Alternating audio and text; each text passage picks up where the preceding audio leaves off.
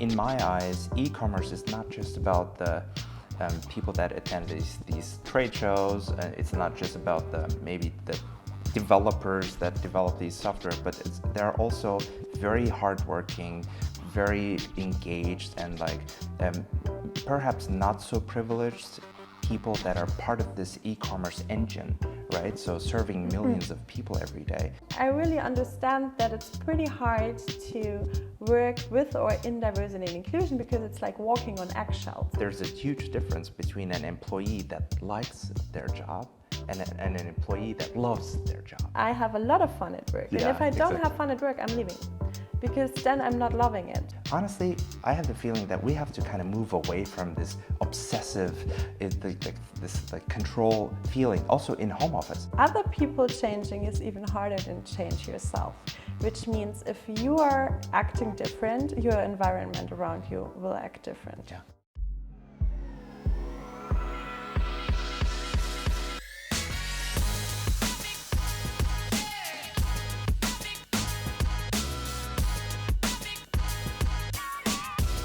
Hello and welcome to the E-commerce Germany News Podcast. I'm your host Efe and today I'm pleased to introduce to you Dominique Jäger from DKB. Dominique is an expert in diversity, people and culture, and she's doing a great job pushing change management within her organization.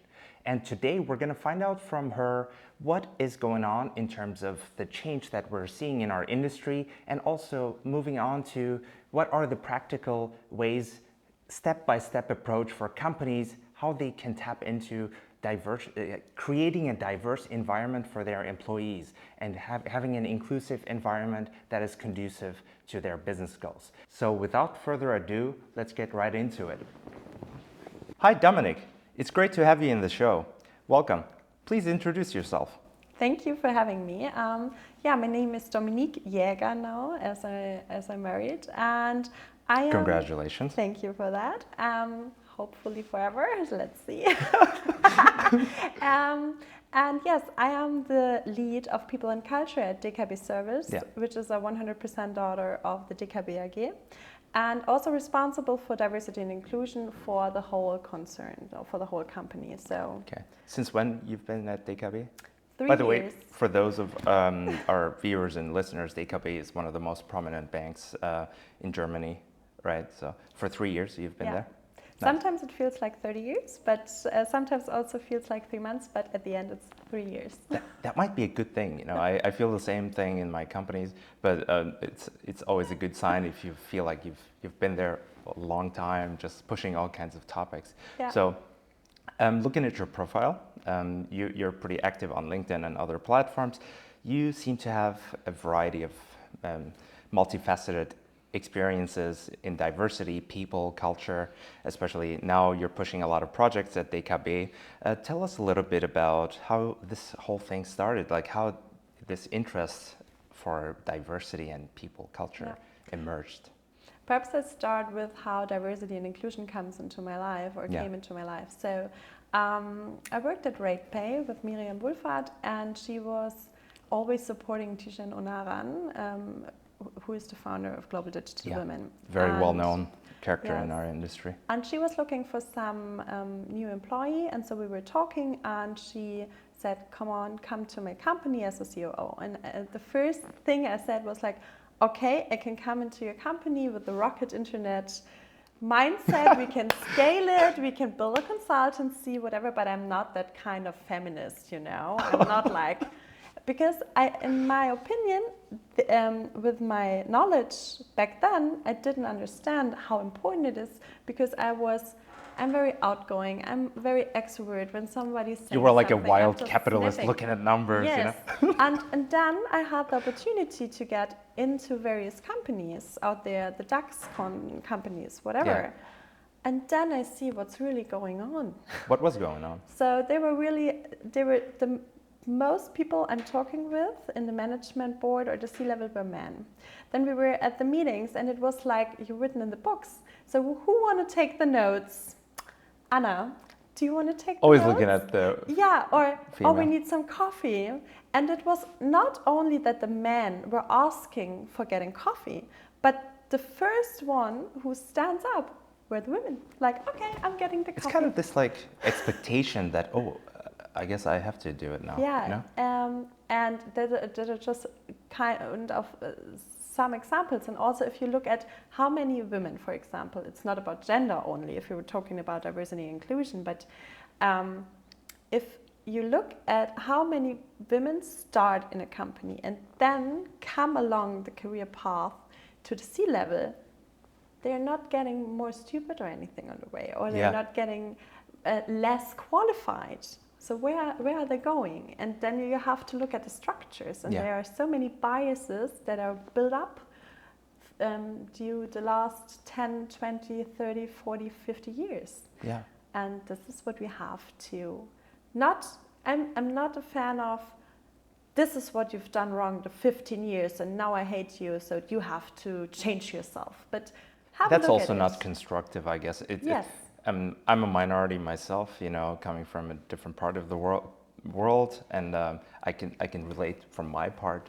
And I guess being like upset, sad all the time, like it's not really producing results, no?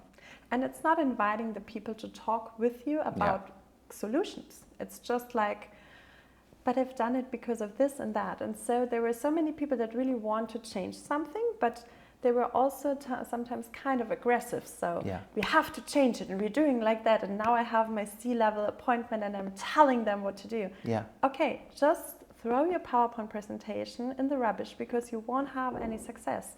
And I feel myself like, as my father was an entrepreneur, so I really understand this mindset, and I also understand the other side. And I try to get both sides on the table, have a conversation. In a way, like looking at what Chijan is doing out there, she's being the voice of many the silent majority, so to speak. Like many people relate to what she's talking about in terms of the challenges that female leaders might be facing, or anyone in the business environment. I guess this is the main driver for you, also being the voice of many that aren't really expressing themselves, that might be going through these microaggressions, they're called, on a daily basis, being put in a certain box and having a certain expectation, right? Yeah. So maybe, that being said, we can talk a little bit about like what the challenges are for many companies in terms of promoting a culture that is diverse, that is inclusive. What do you think are the main challenges of our time? I think there are so many challenges, to be honest. There are company challenges, there are leadership challenges, and there are people challenges. For the company, they need new talent, and everyone is talking about the Gen Z that looking for purpose and diversity and inclusion. So they have the challenge also to say, we are not as good as we want to be, but we need the new mindset to change that. So we have to attract people that are willing to go into a culture that is not diverse and inclusive yet, to change it, to be honest. That's a big challenge. Then we have the leadership challenge, because if you have a diverse team, so if everybody is like, have the same mindset, the same studies, the same experiences, it's super easy to make decisions. There's no challengings, there are no bad words or whatever. And as soon as that changes, the decisions are not made that easy and everything. So you have to understand that it brings you a lot of great positive aspects like innovation, new people, new target groups. But it's definitely harder to lead, and you need very good leadership skills facing that challenge. So, and the rest is the people, because everybody in a lot of companies are saying the company has to be more diverse, the company has to be more inclusive, but the challenge starts with everyone. So with you and with me and you. And if they don't start themselves, how should the company change itself? So it's a mixture, I think. Absolutely. It's kind of like this enlightenment, so if you will, process that you go through yourself, and then you can radiate this kind of thought process to everyone around you. If you're not genuinely interested, or if you're not genuinely in it to change something, then your chances are it's not going to provide the results that you want, right? Yeah. So those are the challenges. And then in your current position, you're pushing for that change management within your organization. Looking at some information about you, I've noticed that you're in total responsible for 3,500 employees or so, and pushing for change for all these topics that you mentioned. To me, it seems like a massive task to push for an organization that otherwise may be stuck with prior ways of treating their employees and having encounters and communication. How's that been? I mean, how's that going?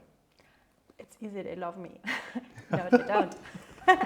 So, to be honest, a lot of people there are working for 10 to 15 years. Yeah. And they were incentivized to work. So they get an impulse, they work the task, and then they come back to ask for another task, and this was good, and this brought a success. And now I am here and said like, no, now you have to be collaborative, now you have to work in a team, and you have to push and pull. It's a very good thing to ask my colleagues, but I think it's a very, very long process, and we have that idea of invite, empower, and change, because if you have like 1,700 people or 4,500 people, there is a study that says 20% are pro for the change. Then you have 20% that are extremely against the change and are also working against your company goals. And the middle position of the people that are unsure if they are fine with the change or not. But I mean, what does this change actually mean on a day-to-day basis? Like, let's say, I've recently taken a look at what's going on with Netflix.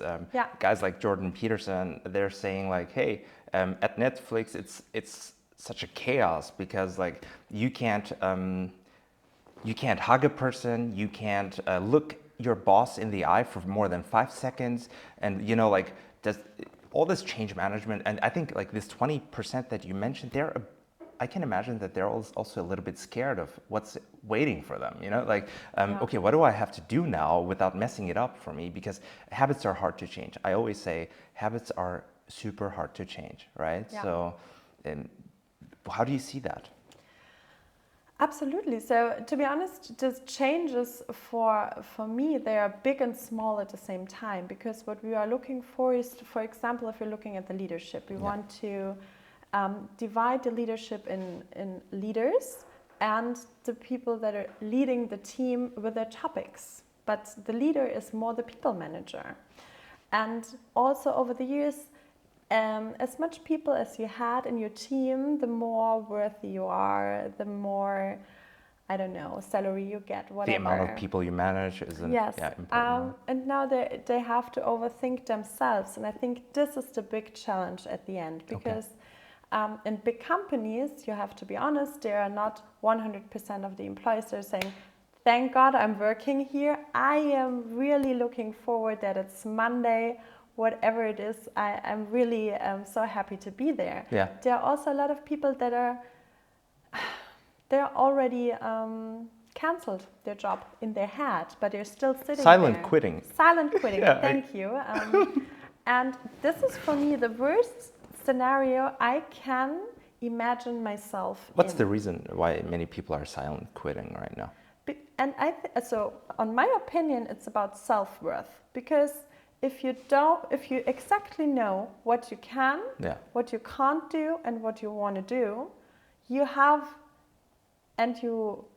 all the things you need. But then you can decide every day if you want to join the movement, if you want to work in that company or not. Yeah.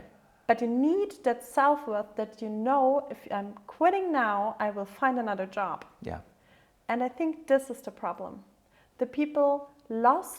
A lot of people lost their self-worth about working in some companies for more than 3 to 5 to 10 years. And this is a huge problem, especially right now in e-commerce. We're seeing that due to the market condition, times are a bit harder, where the consumers are not spending that much money. So many companies are looking for ways to get even more efficient. So given the market condition, when you look at your people, your employees, how do you get them to be more efficient? I mean, I love this one thought process from Simon Sinek, right? So he says there's a huge difference between an employee that likes their job and an employee that loves their job. Yet when I ask you, you got recently married, you wouldn't say, I like my husband. You know what I mean? So maybe you he's say okay. that, but he's okay, not that bad, But when you say with your eyes sparkling, shining, and you would say, I love my husband. Just the same way, someone that says, I believe in this, I'm a manager myself as well, I believe someone that says, I love my job, someone that does it with passion will make a difference. Sooner or later, it's inevitable. You know what I mean? And so I think what you're pushing and what many leaders out there pushing for diversity, inclusion, all this plays into that, people loving their job. I could argue. Yeah, absolutely. So loving their job, but also we are one step behind. So for a lot of people there's work and there's fun. Yeah. If it's funny, it's not work. And I totally don't understand that Is concept. that a German thing? That's very stereotyping, but perhaps. I don't know, but because I am 100% German and I have a lot of fun at work. And if I don't have fun at work, I'm leaving because then I'm not loving it. Yeah. But also I think in all that dialogue or discussions we have about the people have to love their jobs, they have to be have that entrepreneurial mindset, whatever. Yeah. We are not allowed to not look at the majority of people that are very happy to go to their job 9 to 5 and doing the tasks like in German you say Buchhaltung. Yeah, like accounting. Exactly, or whatever. Yeah. And they are also super important for the system and super important for the company. Yeah. So the complex thing is how you make them Maybe they don't need to love their jobs, you mean? They also need to love their job, but it's not like, come on, like this new work thing, you can come whenever you want, you can work from everywhere. No, sometimes it's paper-based, they can't work from everywhere. So also this is diversity and inclusion. We have, if we make some things in our company, if we do some formats or some events or whatever, we have to think about this target group. And we have to think about a target group of parents that are part-time. Part-time, that's another big topic, and so on. There was a funny graphic on LinkedIn, like why many men fail in their jobs. Like there's this pie chart, like the majority of the 97%, because the wife did part-time work after kids. It's like it's making fun of the perception among many managers. You know what I mean? And so I did a very good talk with Ralf Kleber, who is the ex-boss from Amazon Germany. And he told me when we were talking, like, I'm so sad because a lot of my part-time employees, they are doing the same work as my full-time employees because they're super organized and whatever. But we're just paying them half, because part-time. So I think also this has to change in the future. But there are tests. Recently, a friend of mine came to visit from Sweden, and she was telling me, Efe, many of my colleagues, they just like, they come to work at 10, leave at 2, but we feel like it's the same type of efficiency we had 2 years ago. And it's like many people by default work 5 to 6 hours a day, but they get just almost as much done as they used to, because maybe it's a matter of like organizing your tasks differently or being more sharp, because that there's time pressure. And that's the reason why we need diversity and inclusion, because if you don't have that friend from Sweden, and if you're not talking to your friend from Sweden, how do you know? Yeah, exactly. And this You assume certain leads things. us to teams and the companies. So as a company, I don't have that only target group. If I just have this small target group, I probably am not successful. Yeah. So it's totally normal for us to say we have different target groups. Why isn't it normal for us to understand that we need different people from different target groups in our team to attract these target groups? So yeah. I'm thinking also for those that watch this conversation or listen to this conversation, what's the correlation that you observe, for example, at DKB, between like all these efforts that you have planned and implemented, and retention of employees, for example? Can you say like a ballpark indication? This has helped us retain employees by 30%, whatever, you know, like, do you see a direct correlation? So, yeah, when I started at DKB, we didn't have a diversity strategy, or we didn't have, for example, some things on a diversity day. Yeah. And these are very easy, not a strategy, but a diversity day, for example, easy things to implement. Yeah. And what I can see is at the beginning, there were like 200 people participating from 4,500. It's not that much. But now we made it the third year in a row, and we don't do it for one day, we did it for 1 week, but because also we learned, like, if it's just one day and the people have no time on the day, they don't get any information. So it's 1 week. Probably next year it's 1 month, let's see. And there were 17 sessions in 5 days, and for every session there were around 100 people. Yeah. That are dialing in, and this is what I see. The people are interested, and at least they are coming to have the dialogue. And also we have great leaders like Sascha Dewald. He is responsible for the private clients at our bank, and he's such a good role model for diversity as a male. And I think this is also very important, that we understood in the past years that it's not a female thing or a LGBTQ plus thing. It's it's our thing as DKB, that we really want to have that Werte. Values. Thank you. That we have these values that we can work with, and that we want to show them inside and outside. And this, I think, attracts more people with the same mindset, and also shows the people that are already working with us, we see you. We want to have an inclusive environment where you feel safe, where you can feel appreciated. And yeah, we got very good feedback. Yeah, that sounds exciting also, because I'm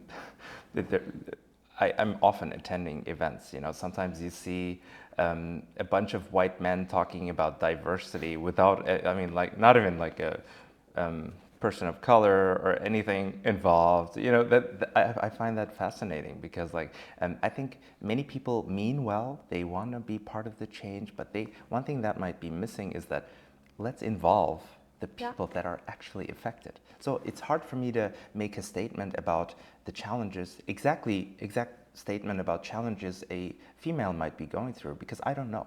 I will never know exactly in the same way.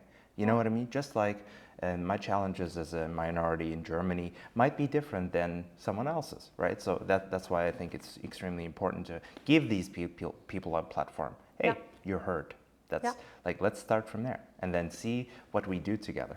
But I want to move on to some more concrete, like, I love to give anecdotes. You know, recently I was given a presentation in front of some people, and I was like, hey guys, so this is what we're going to do today. All of a sudden I noticed, oh guys, shoot, I wasn't supposed to say guys. What am I saying? Like, folks, you know, like, also on a day-to-day basis, like, people are a bit on their toes. That it's almost as if this politically correct thing is like, even if you mean well, you might kind of mess it up, you know? Like, where's the limit? It's guys like, guys out there, you look at Tagesschau, you know? I'm curious about comments. When you read through the comments, each day there's like a couple of people raising the flag, hey, why are we gendering? Like, what is this thing? Like, you're destroying the German language. And what's your take on this? I mean, where's the, what's the path that we're going to follow? I think it's one of my favorite topics because first of all, we are gendering internal and external as one of just a few banks we do it. Yeah. So we also get that nice letters while we're using this language. And there are so many. You get like a warning or?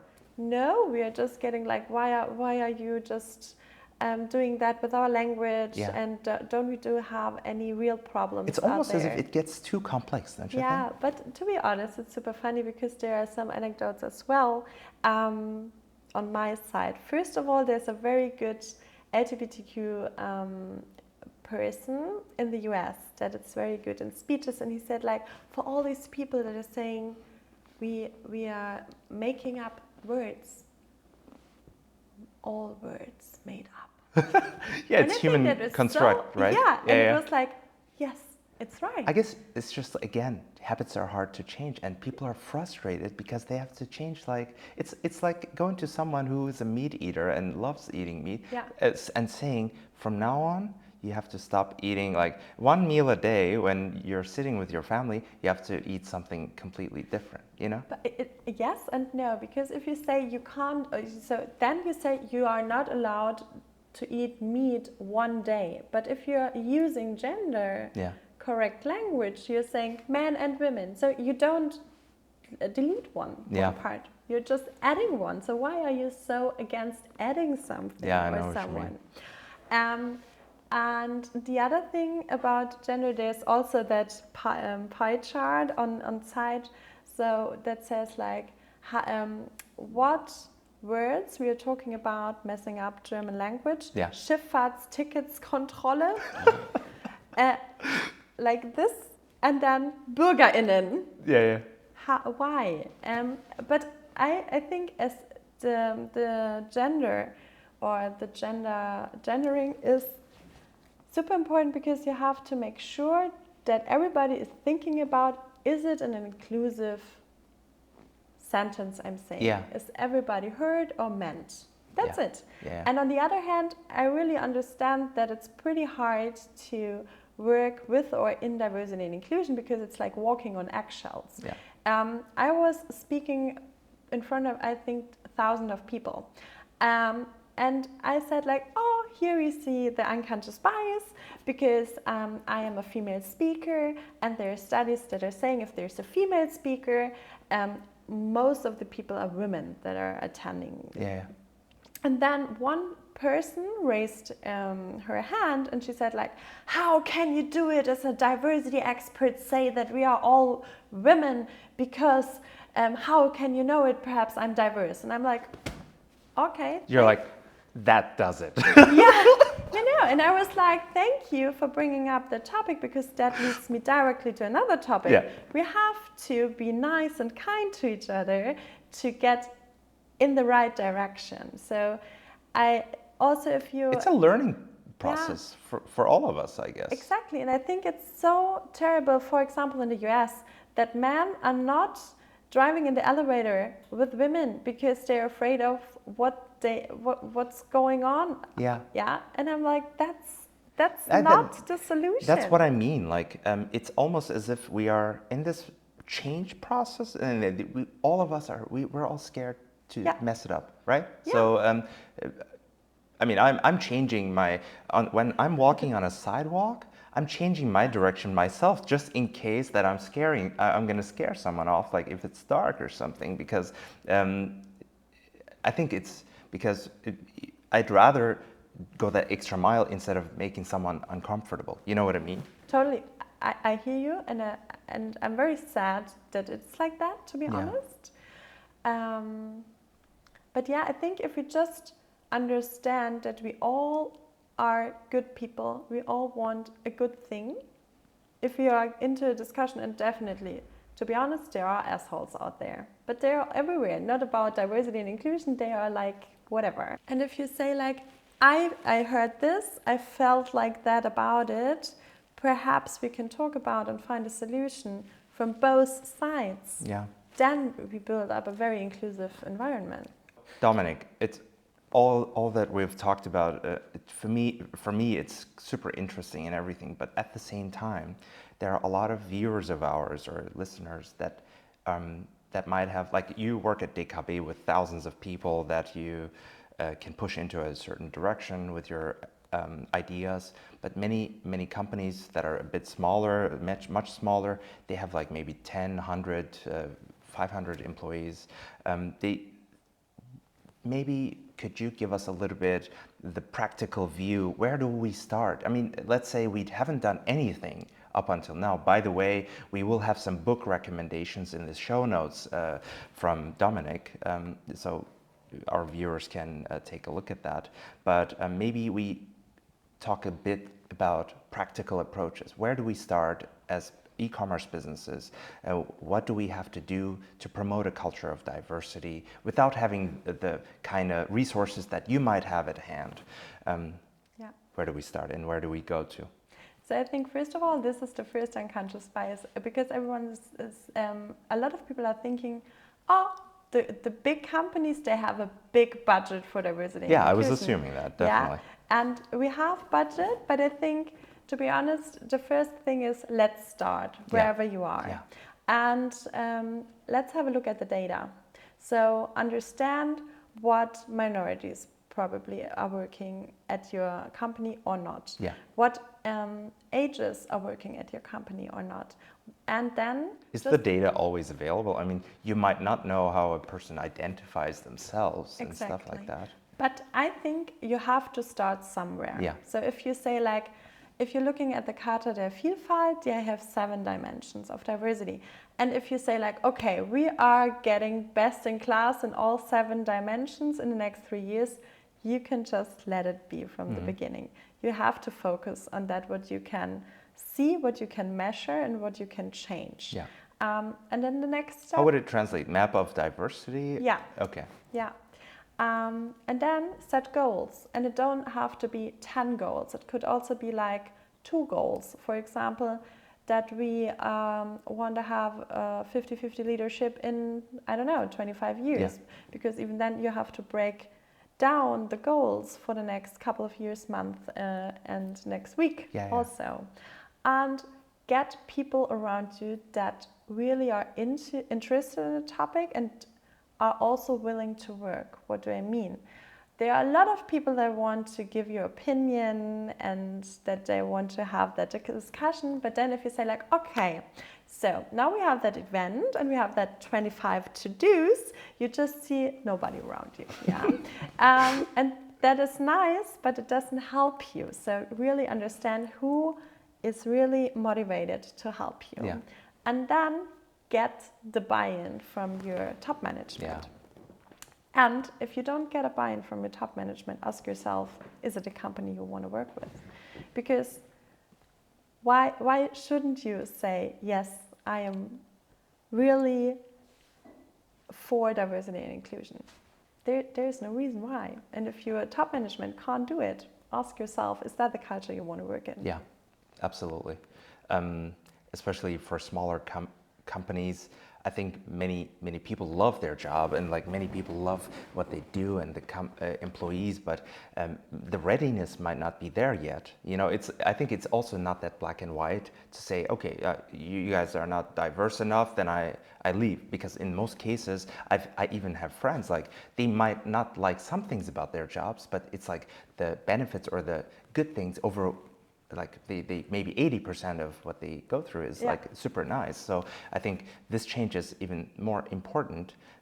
So we call them change agents, you know, in marketing and stuff like that. So whenever there's a topic that you want to push, and I guess for if you're affected, you might even be the change agent yourself. I mean, like, we see all these influencers like Kava and TGen and stuff like that. I'm a big fan of Kava also because he also has a story himself. So he is the energy that is radiating, you know what I mean? So because he can relate. Yeah.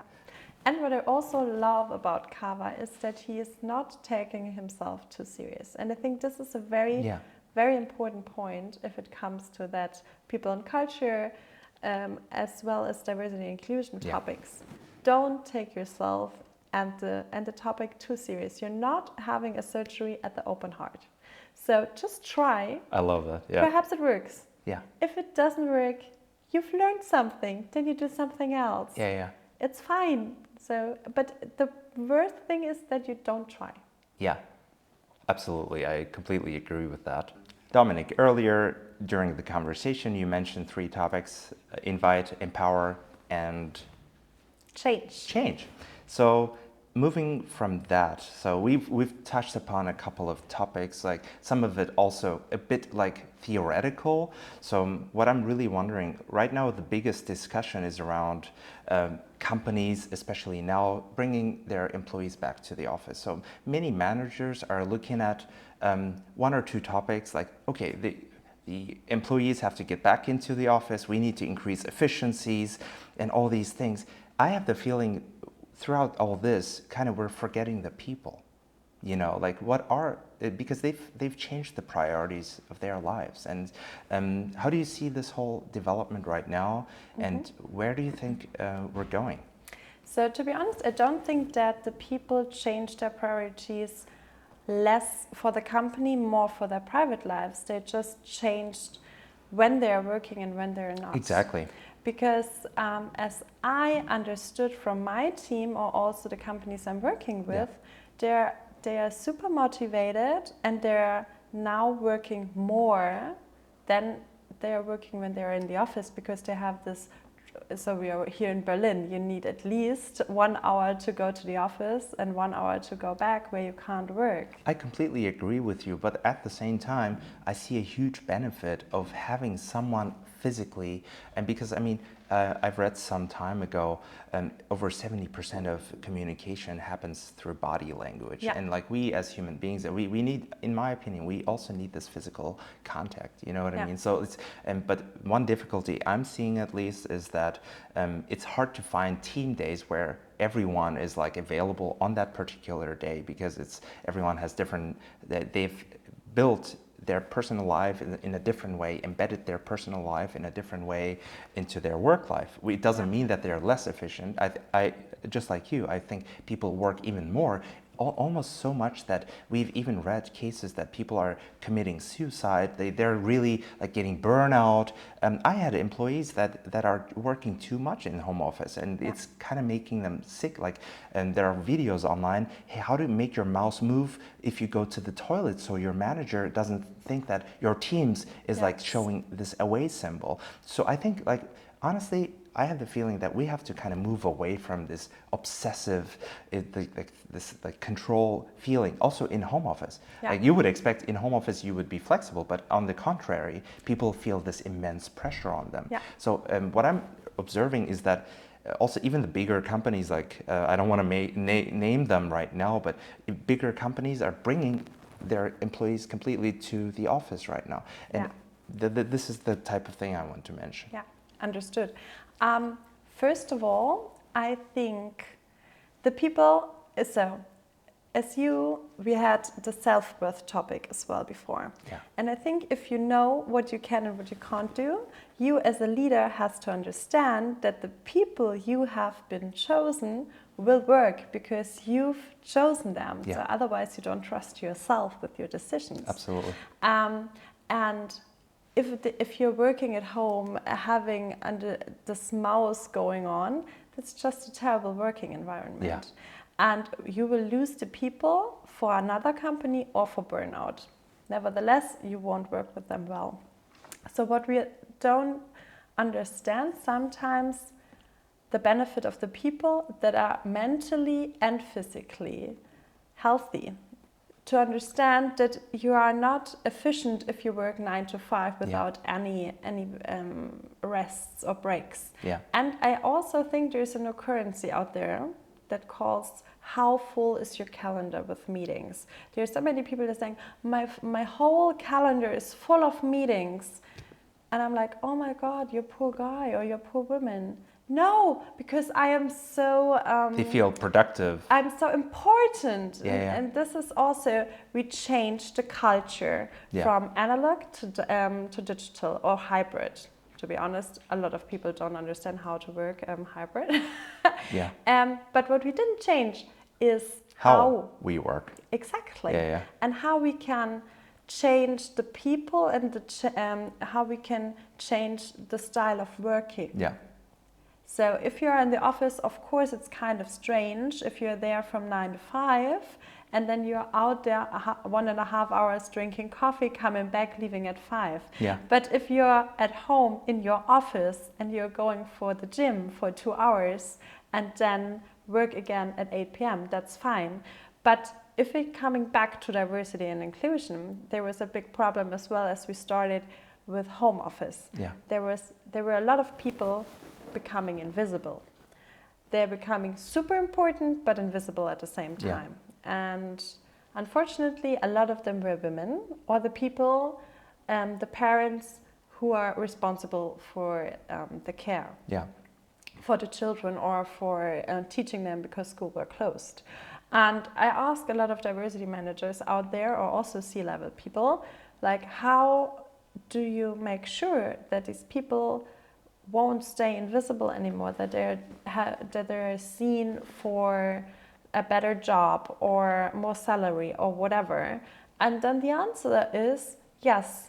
Now the people at our company can work not only in this period of 10 hours, but they have a period now of 16 hours.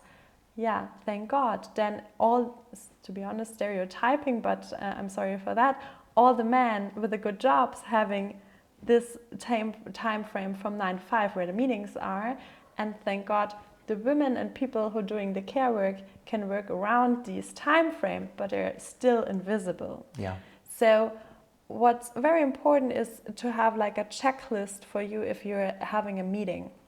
For example, is everybody possible to take part of the meeting? Is everyone important to be in the meeting? Is everyone heard in the meeting? And at the end, if there was one person that I was convinced that we need in the meeting and I didn't hear any voice to call her or him afterwards and say, what was your opinion? Why didn't you speak up? What was the problem? Because then I really changed the culture. At the end of the day, it's not the loudest voice that is the most intelligent voice. Yeah, that's sometimes the loudest might lead the whole conversation somewhere that you don't want to end up in. Yeah. So that's for me a perfect segue, because throughout this conversation, I've been thinking, in my eyes, e-commerce is not just about the people that attend these trade shows. It's not just about maybe the developers that develop these software, but they're also very hardworking, very engaged, and like perhaps not so privileged people that are part of this e-commerce engine, right? So serving millions of people every day. And I feel like the whole topic is like kind of not really reaching them in terms of diversity. Maybe some of them are not even aware that they have these issues, that maybe they can't put a finger on them, right? So, and I feel like we gotta, that's why I want to ask you, can you maybe give us 3 do's and don'ts for virtually any e-commerce business to offer their employees a diverse and inclusive working environment? You know, what are the steps? Because I mean, you mentioned invite, empower, and change. But to me, like at the end of this conversation, when I go home, I'm like, okay, I need to invite. It's still like theoretical to me. You know, like maybe let's break it down and be like more concrete in terms of this is how you can get started right away next week or like in 2 days. You know what I mean? To be 100%. So I'm not working in a blue-collar environment. So if I'm saying something that is incorrect from all the listeners, I'm sorry for that. But to have the do's and don'ts. For example, there are a lot of people. So if we're talking about that big American company bringing all the nice packages back home, I can totally understand, because it's hard for them. Some of them are part of the company and some are also not part of the company but working for them. So, but still they have leaders, so they have team leads or whatever. So it's super important that it's part of the leadership principles. And this is super easy to make, to be honest, because you don't have to take longer than one day, because it's just simple. What are our values? What are our leadership principles? And then, and that's the very hard part, you have to have a look at your leadership team and challenge if they are in that mindset or in that values that you need or not. You mentioned at the beginning of this conversation that you need the buy-in from the top management, right? So regardless of all the efforts that you might put in, if there's no buy-in, then it's not going to bear fruit, right, at the end of the day. So I want to say something else, but I'm pretty sure that it won't, because every leader is a role model. So the people are looking up and they're imitating them. So if your biggest boss, female, male, or diverse, is not acting right, you are not in that position that you're, on the one hand, allowed to act different to your colleagues and say, sorry, what you've said is super inappropriate, please think about it, and go into the discussion with your colleague. Or even they say, oh, it's right to handle like that because he or she is also maybe a strong example, but like even this Me Too movement was all about people having had these encounters and situations, but not really first, maybe they couldn't really make sense of it, some of them, or some of them really couldn't put a finger, okay, that is happening to me, or they just didn't know how to address this situation in the first place. Or maybe that someone makes a comment that is aggressive or microaggression, that you don't know what's the platform to address this, or whether you will get in trouble for speaking up, right? And sometimes, even if you are the victim, kind of, you have to think twice until you understand. For example, microaggression. There were people out there saying, oh, that's a very hard topic. Dominique, you're looking so nice. Perhaps you can present it. Perhaps they will listen more. Sorry. But first of all, it was like, okay, he just did a joke. And then I'm like, come on, this is super inappropriate. Yeah. And then if you address this, they might come back to you and say, don't be so sensitive. Yeah. You're always so emotional. Yeah, so you, again, like it's like gaslighting you, you know, like, you're, as a woman, you're so emotional. You know what I mean? And and due to the fact that you are emotional, you're not part of the leadership team because you're too emotional, for example. And this is but all this sounds kind of depressing, you know? To be honest, it is. I'm a big fan of ending on a positive note, so please tell us some things that will inspire us and make us motivated to work towards these, establishing a world. So I would say 3 things everyone can do out there, no matter where we're working or who we are, is first of all self-reflection, because other people changing is even harder than change yourself, which means if you are acting different, your environment around you will act different. So if you understand your own unconscious biases or your conscious biases as well, and get into that environment again, acting differently, and also ask your friends, family, colleagues around you to get feedback, which means nobody is saying, oh, thank you that you said it. Yes, I'm discriminating. That's who I am.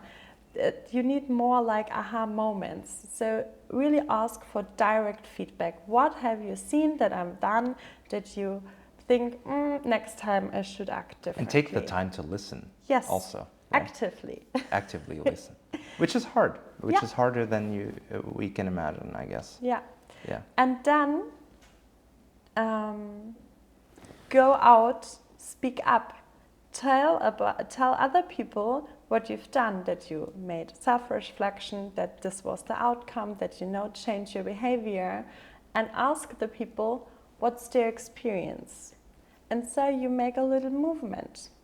And it's super easy, to be honest, because if you so we spoke also about LinkedIn in the beginning.